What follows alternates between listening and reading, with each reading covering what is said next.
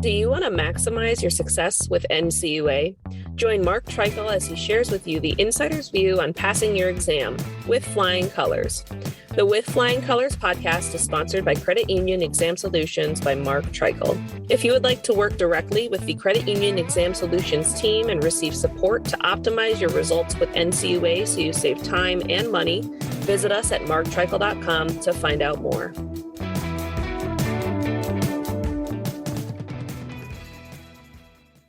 Hey everyone, this is Mark Treichel with another episode of With Flying Colors. Today I am here with Joe Goldberg. Joe, how you doing today?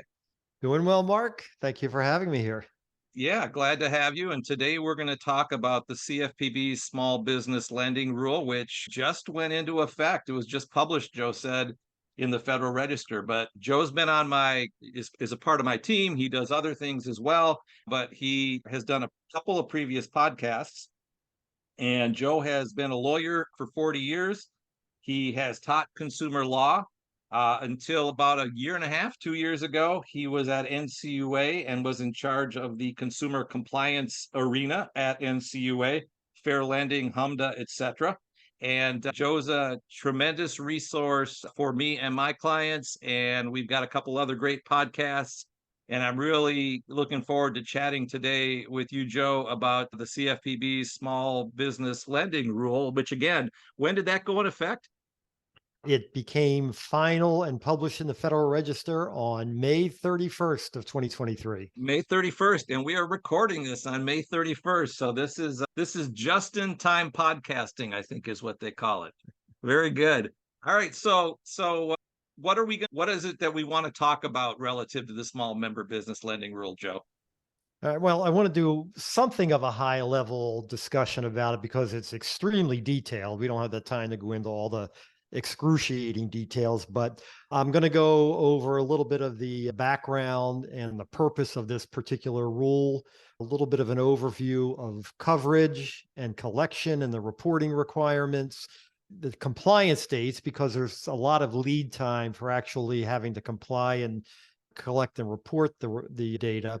And then also I'll discuss some of the resources available to the credit unions. I can tell you that the CFPB has already issued some highly detailed and really easy to use resources that'll help with compliance. Very good. Very good. So I guess the first place to start there based on that summary would be the background and the purpose. Right. So the background of this is that in 2010, when the Dodd-Frank Act was passed, the Dodd-Frank Act amended a number of consumer protection laws. And one of those was the Equal Credit Opportunity Act. There were several amendments to that, but the one we're focused on is what's referred to as Section 1071. And that's Section 1071 of the Dodd-Frank Act. And what it did is it required creditors under certain circumstances to collect data about small business lending, so loans to small businesses. Some of the data is specified in the Equal Credit Opportunity Act, but the Congress also imposed a requirement on the CFPB to issue a regulation that essentially includes all the details of what has to be collected, what's subject to this particular section of the Equal Credit Opportunity Act, who's subject to it, and how it's done. So again, that's 13 years ago, and I can't say that CFPB's been working on it for 13 years, but it really has taken time to come up with this regulation. So let me first talk about the purpose of this. And the purpose is actually stated right in the Equal Credit Opportunity Act. It says the purpose of this section is to facilitate enforcement of fair lending laws and enable communities, governmental entities, and creditors to identify business and community development needs and opportunities of women-owned, minority-owned, and small businesses. And then I can tell you that the final rule also includes LGBTQI plus owned small businesses in the coverage as well. So that's Well, the purpose of it. okay, go ahead. Go ahead. All right. All right. Now, So now what? Yeah. why? So yeah, I think I have a question that might be the same question as you. So I think about consumer compliance when I think of CFPB, and in my mind, I've always thought of it as more of a consumer-based organization as opposed to business-based. So why is this here in ECOA? Well, I don't know if I can give you the definitive answer, but the Equal Credit Opportunity Act, even before the Dodd-Frank Act, did cover business lending. The idea was it's an anti-discrimination statute, and it dealt with and still deals with preventing discrimination in all forms of lending. And I'll talk about that a little bit too. Okay, great. That's helpful. Yeah, the basic anti-discrimination provisions do apply to business credit. So that's why it got put there. And I think also CFPB is the agency responsible for writing regulations for the Equal Credit Opportunity Act. So it probably fits in because of that reason as well. Got it. Got it. That makes sense. All right. So as I said, the CFPB was required to promulgate regulations and guidance for this new provision. And as we discussed, it did it today formally. It actually released the final rule a couple months ago, but it takes a while for the Federal Register to get those things published, and they become official upon publication. Now, that doesn't mean that they're in effect necessarily, and we'll talk about the effective date and the compliance dates a little later. It was a very long process.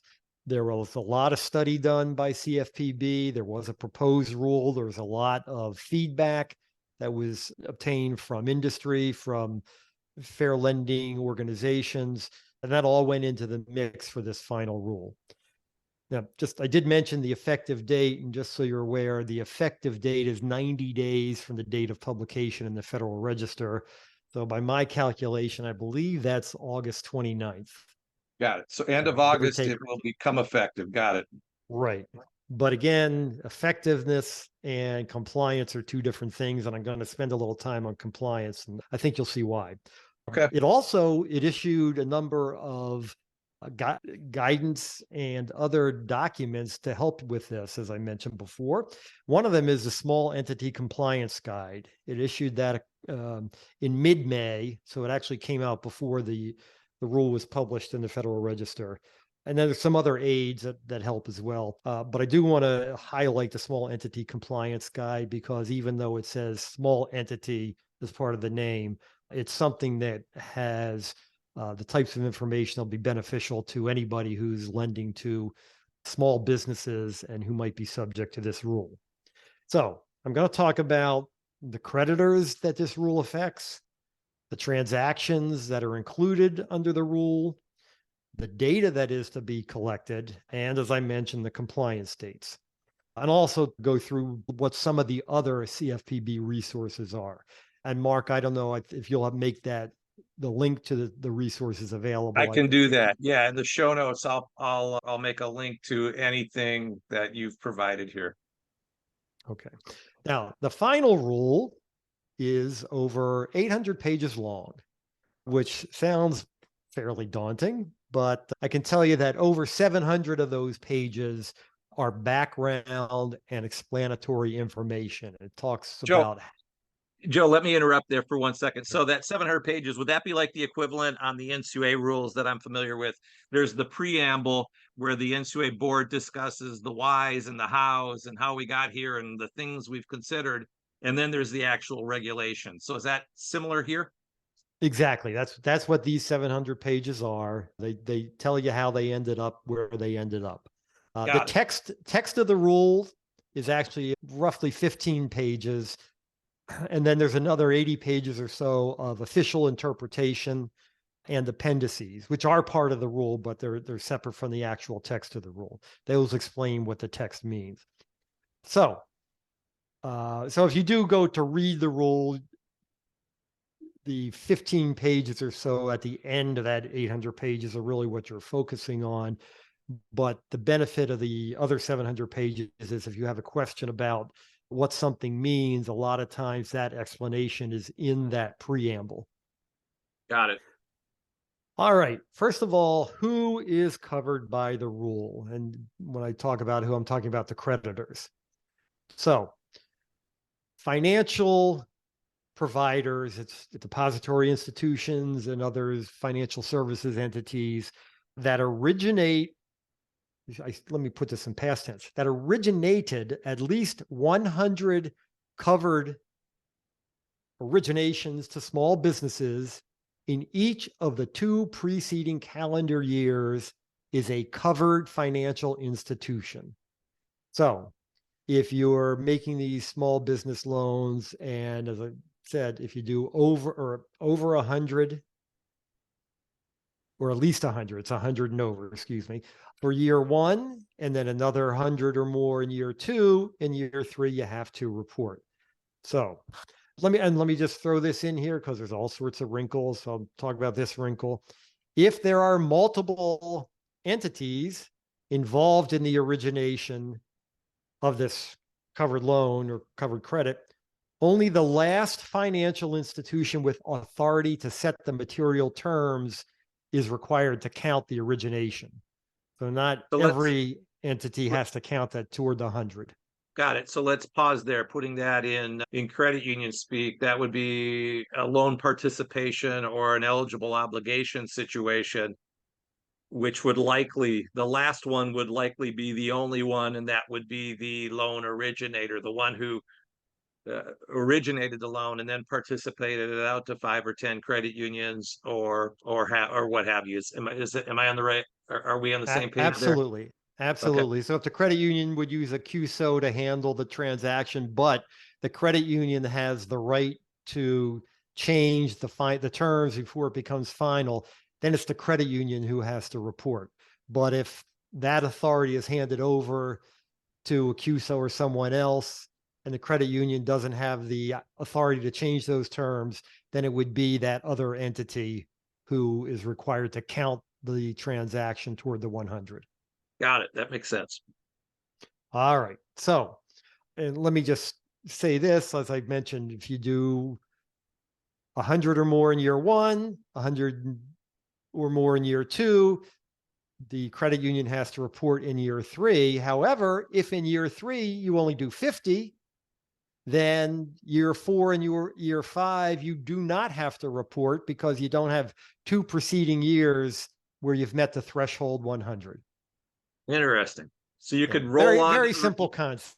Yeah, you can roll. Yeah, you can roll on and you can roll off. If you roll off, you got to get 2 more years to get rolled back on. Exactly. Right. And this is all covered in the small entity compliance guide and some of the other aids. And also, you can voluntarily report. And I know this is similar to HMDA. In fact, this whole process has a lot of similarities to HMDA, but HMDA allows for voluntary reporting. And I know sometimes people would, question, why would anybody voluntarily report? There's 2 reasons. Number one, if you have a process in place to collect this information, you're collecting it and you're usually using a system that can electronically, automatically send the data to the CFPB. It's easy. You're collecting it and you just do it, and you may be required the next year anyway. So that's a reason why. And the other reason why is some entities do feel an obligation to provide this data because it has a beneficial use. For credit unions, it has some use for their communities, for their membership. So they do that out of sort of a feeling of obligation toward their goals as a financial institution. Right. And as you're saying that, low income designated credit unions or credit unions that participated in the Treasury ESIP program, I know there's a lot of reporting that they have to do tied to that to keep either their low income designation or keep their CDFI designation, or to show that they're meeting the purposes of ESIP and that ESIP program with Treasury. So I could see there'd be some advantages where you can have some data to support what it is you're doing to serve the community or the field of membership. Yep, very good observation. I hadn't thought about that, but that's exactly right. All right, next, let's talk about the covered originations. And I use the term originations, but you're going to hear me talk a little bit about applications as well. To meet the threshold, you only count originations. However, institutions who are required to report will have to also report information about every application, regardless of whether the application leads to an origination. So an application with nothing more doesn't count towards the threshold, but it must still be, the information surrounding it must be reported. All right, so what are covered originations? So they are extensions of business credit as defined in Regulation B. There was already some definition of business credit in Regulation B. I'm not going to go into all of the qualifications for that, but a few of them are that the credit must be primarily for a business purpose. It does not include an extension, renewal, or amendment of existing credit. Now so if a loan term is extended, but there's no new obligation created, it's just the original obligation that now has a different end date, that's not a new transaction that's covered or counted in the 100.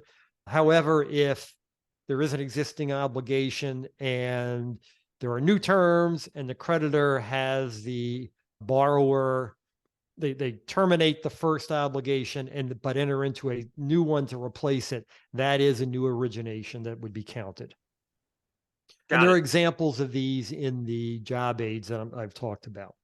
There's some other credit that's excluded under Reg B, such as utility credit and a few other types of things. But also under the new amendment to ECOA, anything reported under HMDA is not included. So there's not double reporting of those transactions. Interesting. That makes sense. Right. And these are transactions involving a small business. The CFPB has adopted the definition of small business under the Small Business Administration regulations. However, the initial size threshold to be considered, or cap, I guess, to be considered to be a small business is not more than $5 million gross annual revenue for the preceding fiscal year. An entity that has greater than $5 million in gross annual revenue that preceding year is not considered to be a small business for purposes of this rule. The CFPB will adjust the threshold every 5 years. So there will be 5-year periods where it will remain the same. Joe, one thought that you said earlier, it's all applications. So what I think I'm hearing, and correct me if I'm wrong, because that's quite possible too, is it's the origination of the loan. So the loan is originated, it's funded, and you have the thresholds of the 100 for 2 years. That's what requires you to report. Once you have to report, it's on all applications. So that could be an application that was submitted and withdrawn. That could be an application that was submitted and denied. Am I thinking about that right? Yes, yeah, that's the idea. It's similar to HMDA in that it's those types of actions provide data in themselves. Yes, because you may have some, a protected class there could be patterns there in the denials or the withdrawals. Correct. Right. So yeah, you're absolutely right. Oh, and it does discuss what an application is. An application can either be oral or written, but it has to be consistent with the lender's usual practices for extending this type of credit. So just to know, we're not dealing just with anything in writing. It can be done orally, as I said, if it meets the requirements of the creditor. And whatever their normal procedures are is what leads to it being an application. All right. So just like there's an oral contract is a contract, it's just harder to prove, right? So an oral application is an application. Right. Now, generally speaking, there's going to be paper at some point along the line because Sure. there's going to be a transfer of funds or an extension of credit, which makes funds available. So to some extent, it doesn't make a difference, but it does when there's an application that is not, doesn't go to consummation. Got it. So it's something to keep in mind. All right. The next thing is, what is the data that must be collected? The term that's used in the rule is reportable data points. By my count, there are 81 total, which may or may not appear in every transaction, but those are the total that could occur in the application and origination process. So to some extent, again, there are similarities to HMDA. Some of the information is the same that you would be collecting if you were collecting for HMDA, but just want to remind you, as I said before, if it's getting reported through the HMDA system, it's not going to be reported here. But the very first thing that is listed for a reportable data point is a unique identifier for each application, and that's similar to HMDA. That is something that the creditor creates. There are rules on how it's done, what the length of it is, what it can and cannot say or have within it. It cannot be an EIN or a social security number. The idea is that some of this data is available to the public or to some entities and also to people in the financial institutions. So there are concerns about privacy.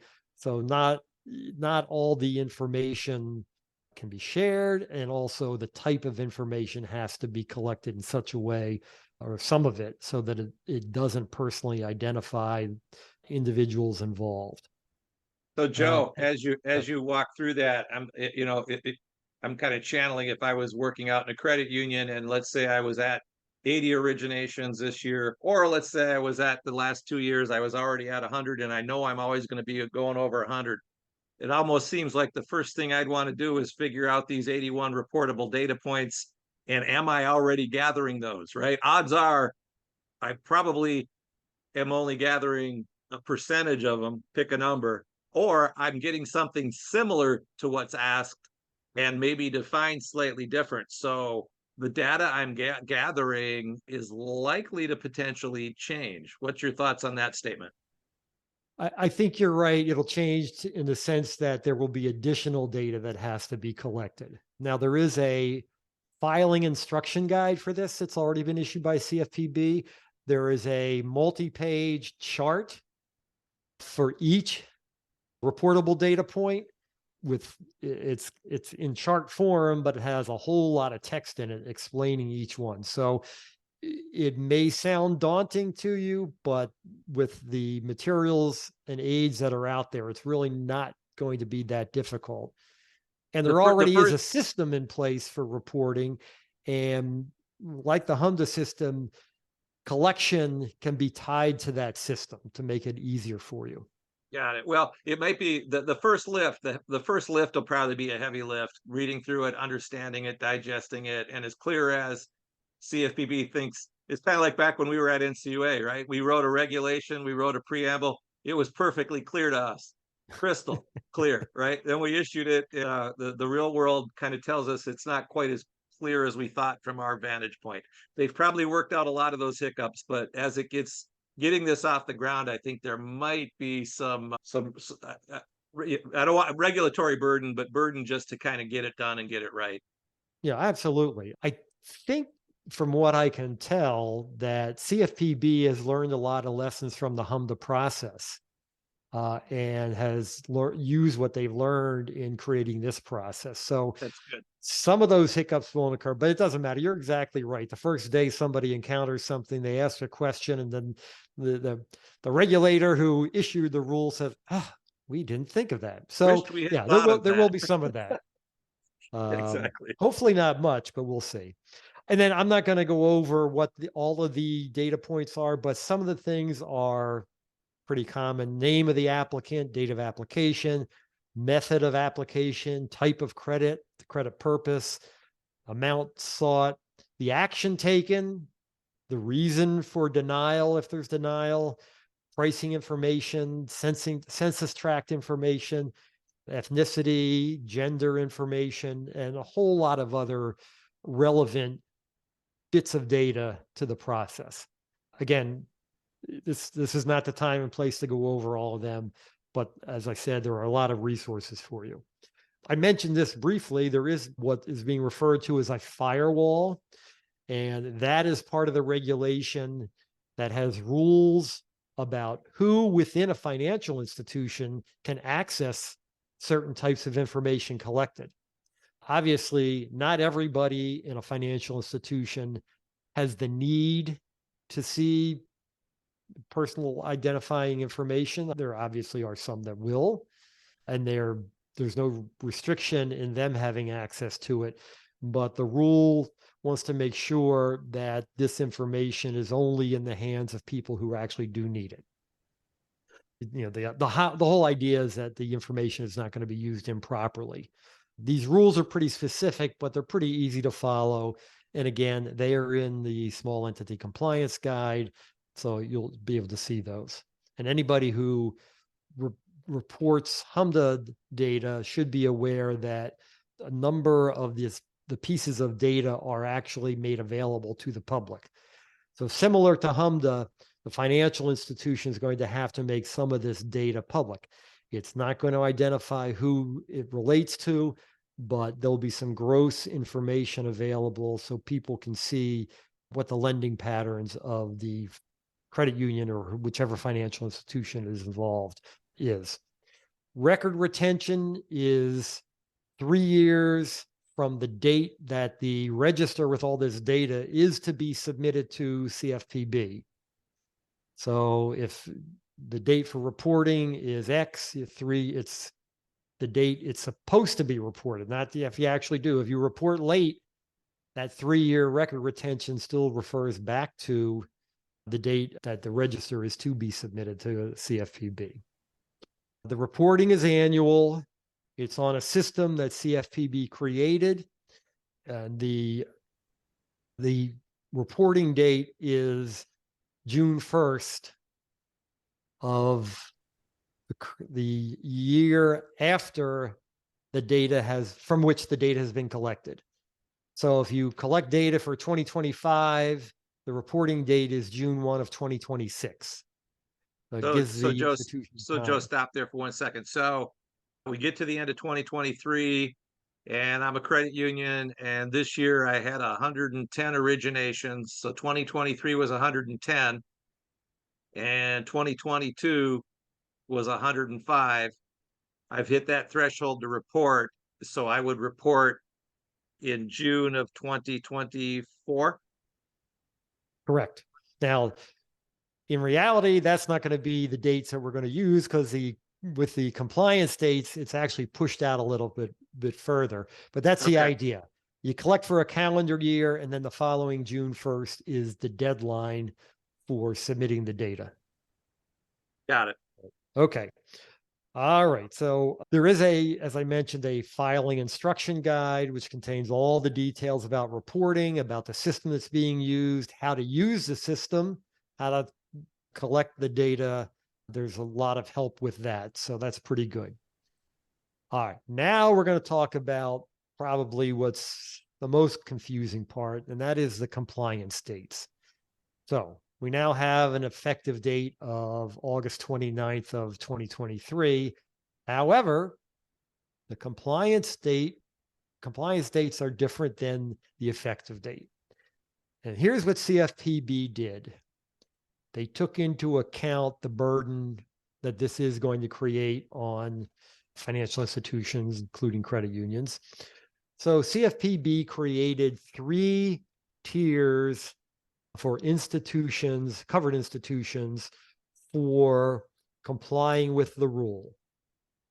So tier 1 is for financial institutions that originated at least 2,500 covered transactions in both 2022 and 2023. So 2,500 or over, you're in tier 1. Tier 2 is 500 originations in 2022 and 2023. And tier 3 is at least 100 transactions in 2022 and 2023. Now, all right, those are the baselines for determining what tier the financial institution is in. Keep in mind that reporting is only required if you meet the threshold of 100 for the 2 years before you're required to report. Because reporting and this determining if you're in a tier are two different things. All right, but we have the 3 tiers, which tells you the threshold to be in each. Now, for reporting, tier 1, 2,500 or more transactions, must start collecting for transactions beginning October 1 of 2024. So you count the transactions for 22 and 23 to determine if you're in tier 1. And if you are, you only have to start collecting data for transactions beginning October 1 of 2024. And so you have October, November, December. It's 3 months in 2024, and you report that data on June 1 of 2025. For tier 2, that's the 500 threshold, you must start collecting originations beginning April 1 of 2025, and to report the data for all of 2025 from April 1 on by June 1 of 2026.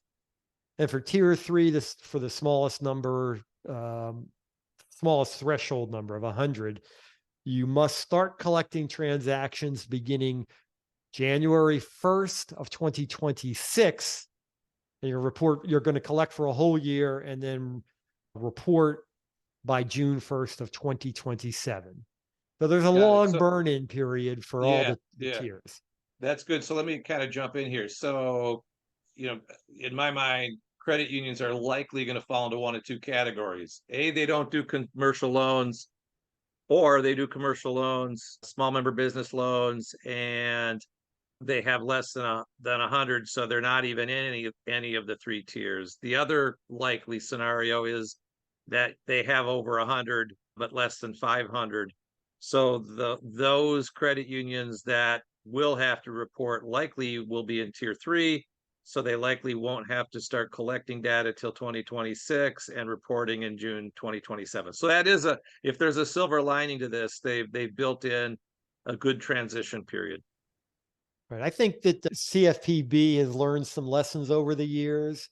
And I think that that's what led to this creation of the 3 tiers and the long period before reporting is required, because I think they understand the burden that it does impose on, especially on the smaller financial institutions, including small credit unions. But I think you're right. I know that some of the figures that CFPB considered when they were making the rule showed that the number of credit unions who were going to be subject to it was relatively low, much smaller than banks and non-depository institutions. Obviously, there will be some number, but as you said, that the lion's share of those should be in tier 1, just based on the size of the credit unions in the system. Yeah, makes sense. All right. And then again, the small entity compliance guide has a lot of examples of where an institution falls, whether it's required to report, when it's required to report.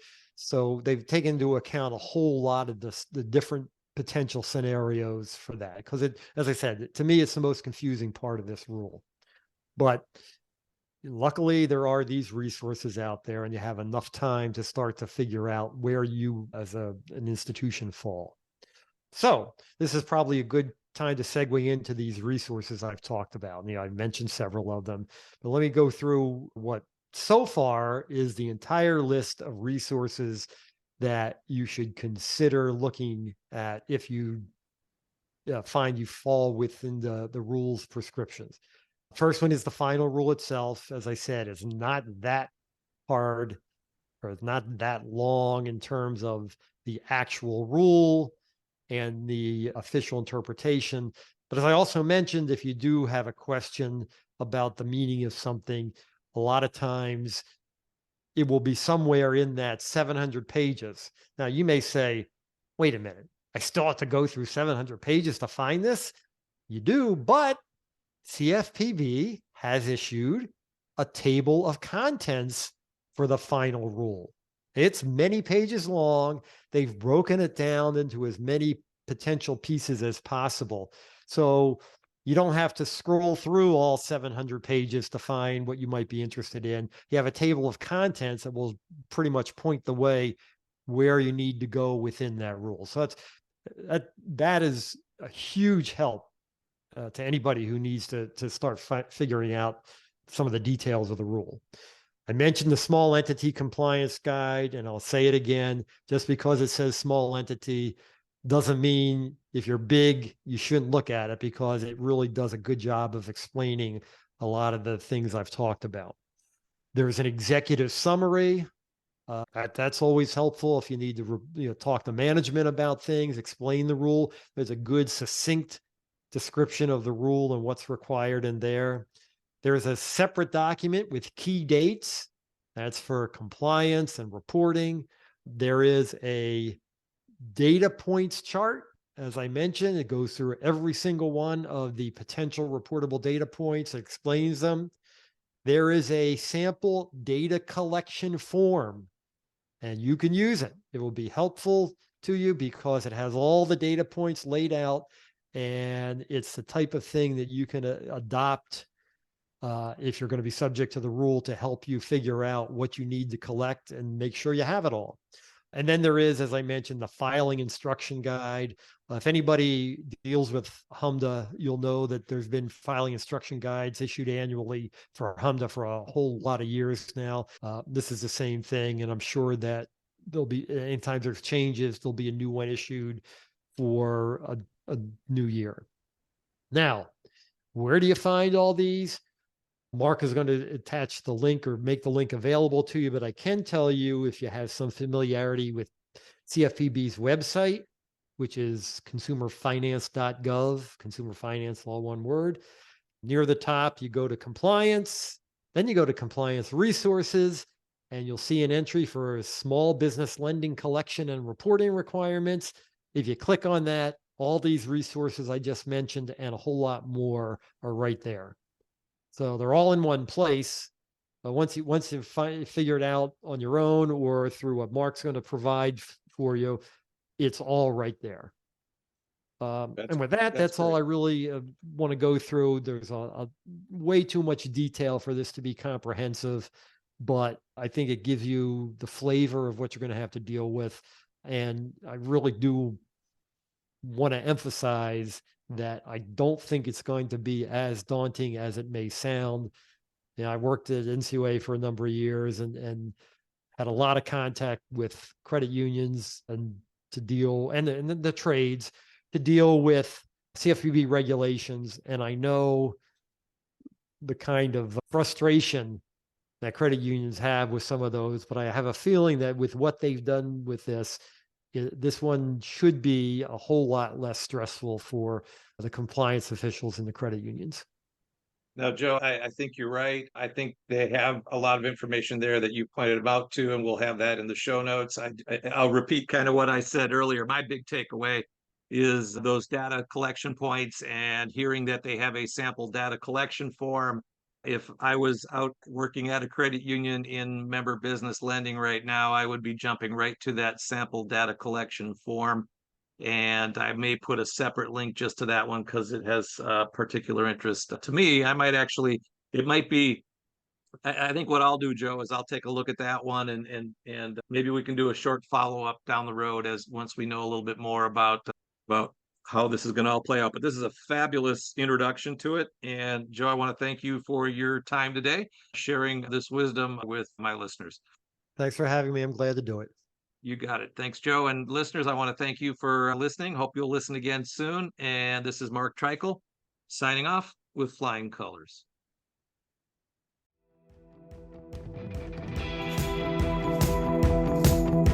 Thank you for joining us on this episode of With Flying Colors.